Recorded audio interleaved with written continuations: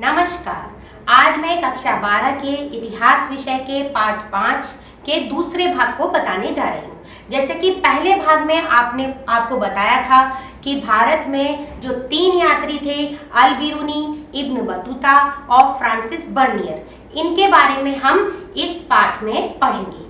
तो हमने अल बिरूनी के बारे में पिछले भाग में पढ़ा था। आज हम पढ़ रहे हैं इब्न बतूता के बारे में। तो इब्न बतूता जो कि आरंभिक विश्व यात्री के नाम से प्रसिद्ध है। इतिहास में यदि आरंभिक विश्व यात्री का नाम लिया जाता है तो इब्न बतूता का नाम लिया जाता है। इसका जन्म मोरक्को में तेंजियर के एक सम्मानित और शिक्षित परिवार में हुआ था। इसके परिवार में इसके दादा, परदादा, इसके भाई, चाचा सभी लोग शिक्षित थे और ऊंचे ऊंचे पदों पर आसीन थे। परिवार इस्लामिक कानून अथवा शरिया की विशेषज्ञता के लिए प्रसिद्ध था। इसके परिवार में सभी को इस्लामिक कानून, जिन्हें कि शरिया कहते हैं, उसमें विशेषज्ञता थी और इसे भी हासिल थी। इब्न बतूता ने कम उम्र में ही साहित्य तथा अन्य शिक्षा प्राप्त कर ली थी। क्यों? क्योंकि इसके घर में सभी पढ़े लिखे थे। इब्न बतूता पुस्तक के ज्ञान की अपेक्षा यात्राओं से अर्जित ज्ञान को बेहतर मानता था। वो मानता था कि हमें पहले यात्राएं करनी चाहिए, उससे हमें जो दिखे वो ही जानकारी के स्रोत हमें लिखने चाहिए। उसे यात्राएं करने का शौक था। तो इतिहास में जब हठीला यात्री नाम से यदि नाम लिया जाता है तो इब्न बतूता का नाम लिया जाता है। आगे चलते हैं इब्न बतूता की यात्रा के बारे में, कि जब वो भारत आया उसके बारे में। इब्न बतूता 1332 से 1333 ईस्वी में भारत आने से पूर्व विश्व के कई स्थानों की उसने यात्रा की। अब वो कौन कौन से थे? उसने इराक, फारस, यमन, ओमान, पूर्वी अफ्रीका के तटीय बंदरगाहों की यात्रा की और मध्य एशिया के रास्ते होते हुए स्थल मार्ग से, मतलब जमीनी मार्ग से होते हुए इब्न बतूता 1333 ईस्वी में भारत आया। इब्न बतूता जब भारत आया उस समय दिल्ली का सुल्तान मोहम्मद बिन तुगलक था। जो मोहम्मद बिन तुगलक था उसके बारे में इब्न बतूता ने सुना था कि वह कला और साहित्य का दयाशील संरक्षक है। उसने सुना था, उसकी जो प्रशंसा थी उससे आकर्षित होकर उसने अपने मन में यह मानस बना लिया उसने कि वो भारत आएगा। इसीलिए वह मुल्तान, जो कि एक स्थान है, और उच्च के रास्ते होते हुए दिल्ली आए। सुल्तान मोहम्मद बिन तुगलक ने उसे भारत में दिल्ली का काजी नियुक्त कर दिया। काजी मतलब न्यायाधीश। तो वो काजी नियुक्त हुआ। कुछ वर्षों तक वो काजी रहा, लेकिन कुछ समय बाद सुल्तान का वह विश्वास खो बैठा, गलत फहमी हो गई। तो इसीलिए मोहम्मद बिन तुगलक ने उसे जेल में बंद कर दिया और फिर कुछ समय बाद जो ये गलत फहमी थी वो दूर हो गई और उसे वापस से उसकी सेवा में बहाल कर लिया और उसे काजी बना दिया। कुछ समय के बाद उसे राजदूत बनकर, सुल्तान का दूत बनकर चीन जाने का आदेश दिया। उसके बाद वो चीन चला गया।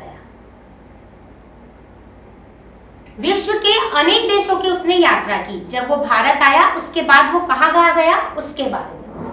अपनी नई नियुक्ति मध्य एशिया के लिए वो मध्य एशिया के रास्ते मलाबार तट से मालदीव गया।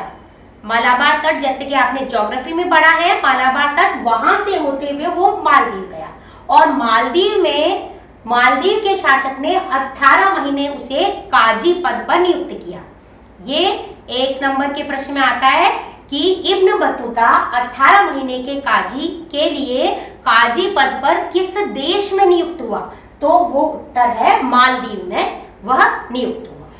उसके बाद वो श्रीलंका, बंगाल, असम, सुमात्रा, बंगाल और असम भारत के ही भाग हैं, इन भागों में भी गया और सुमात्रा होते हुए वह चीनी बंदरगाह का, चीन का एक बंदरगाह नगर है जायतुन, वहां वह गया और वहां होते हुए फिर वो बीजिंग गया।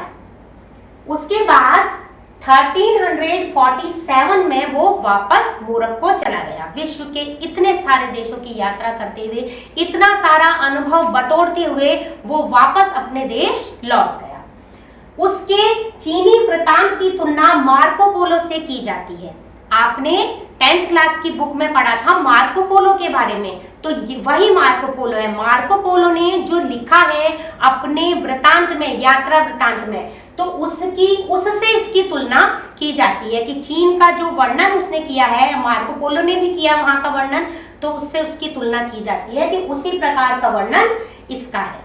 आगे चलते हैं। इब्न बतूता ने जो पुस्तक लिखी थी वो लिखी थी रिहला।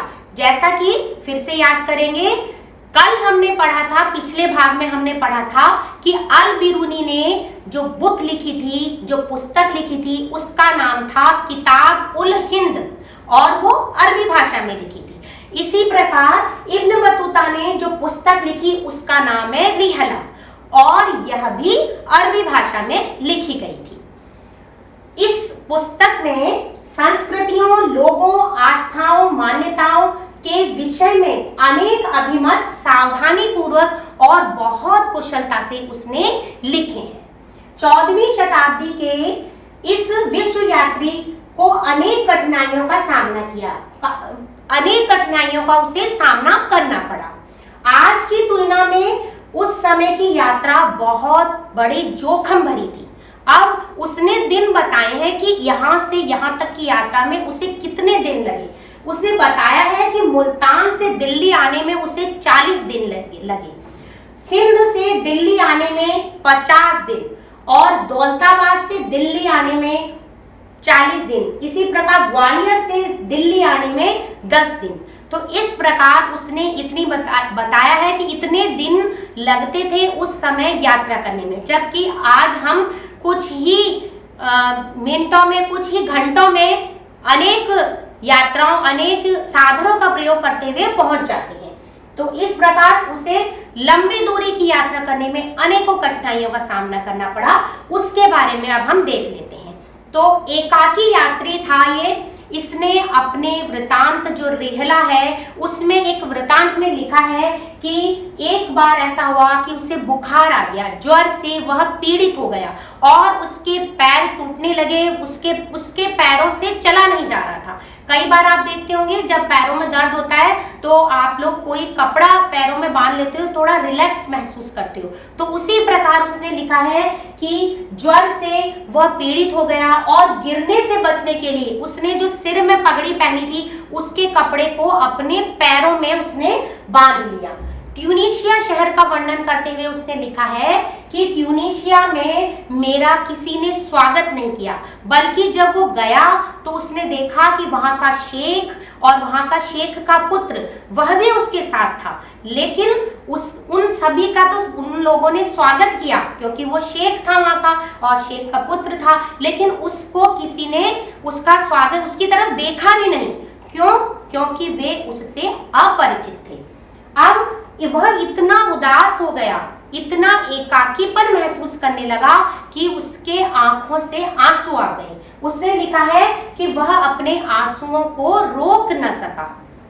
आगे उसने लिखा है एक वृतांत में कि उस समय जो यात्राएं होती थी बहुत असुरक्षित होती थी। अब डाकुओं के समूह अनेक बार जो कारवां हैं उन पर, जो ग्रुप में वो जाते थे, उस ग्रुप पर आक्रमण कर देते थे, हमला कर देते थे। तो क्या हुआ, जब वो मुल्तान से दिल्ली आ रहा था तो उसका जो कारवां था, उसका ग्रुप था, उस पर डाकुओं ने आक्रमण कर दिया। तो उसने लिखा है कि उसमें कई हमारे जो ग्रुप के लोग थे वो मर गए और वह खुद इब्न बतूता स्वयं उसमें घायल हो गया था। तो इस प्रकार उस समय उसे अनेकों कठिनाइयों का सामना करना पड़ा था। आगे चलते हैं। आगे इसमें हम गृह कार्य देख लेते हैं। इब्न बतूता को अपनी यात्रा में किन किन कठिनाइयों का सामना करना पड़ा। तो आपको इस पाठ में मैंने जो बताई कि कौन कौन सी कठिनाइयां थी वे आपको सुननी है, एक बार फिर से सुन लेंगे आप और उसे फिर अपने शब्दों में लिखेंगे कि इब्न बतूता को अपनी यात्रा में किन किन कठिनाइयों का सामना करना पड़ा था। अगला, आज जो मैंने आपको पाठ पढ़ाया उसमें से आपको 5 प्रश्न बनाने हैं और उनके उत्तर भी लिखने हैं। चॉइस आपकी है, रिक्त स्थान, सही गलत, मिलान या एक उत्तरी प्रश्न, आप कुछ भी इसका बना सकते हैं इसमें से। इससे क्या होगा, ये पूरा लेसन आपको डिटेल में समझ में आ जाएगा। तो ये भाग खत्म होता है, अगले भाग में फिर मिलेंगे, लेकिन अभी इब्न बतूता के बारे में कुछ अंश बाकी है। अगले भाग में हम इब्न बतूता के ही बारे में कुछ अंश पढ़ेंगे।